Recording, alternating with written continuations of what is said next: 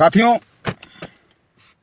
कहा जाता है कि सृष्टि में जो शाश्वत है वो है प्रेम। कबीरदास जी ने कहा कि ढाई आखिर प्रेम का पढ़े सो पंडित हो। तो आखिर ये प्रेम है क्या?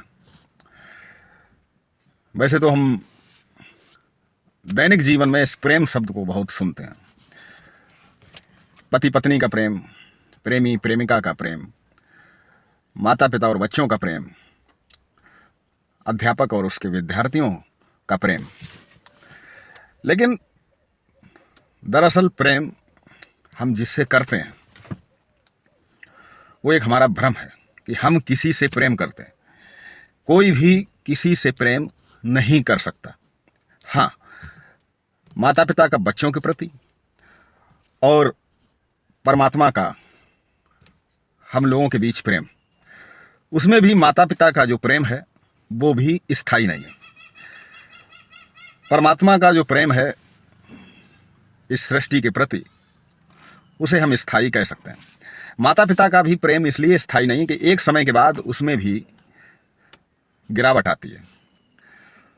तो आखिर ये ऐसा क्यों होता है कि कभी कभी हम किसी को प्रेम करते हैं, फिर वो प्रेम हमारी नफरत में बदल जाता है या प्रेम हमारा खत्म हो जाता है? दरअसल होता क्या है कि हम किसी को प्रेम नहीं करते। कोई भी व्यक्ति किसी को प्रेम नहीं करता। वो प्रेम करता है अपने उस खांचे को, उस आयाम को, उस माप दंड को, जिसके बीच में वो किसी को बिठाता है।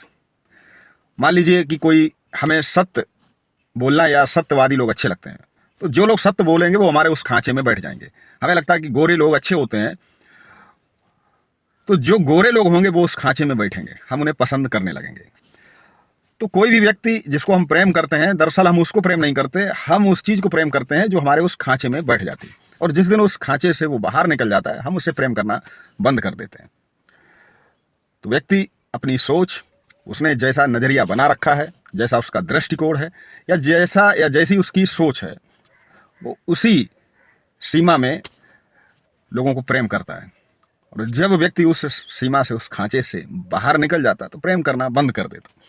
तो सीधा सा निष्कर्ष ये है कि व्यक्ति खुद को या अपनी सोच को, या वो जैसा सोचता है, जैसा वो चाहता है, उसको वो प्रेम करता है, ना कि किसी व्यक्ति को।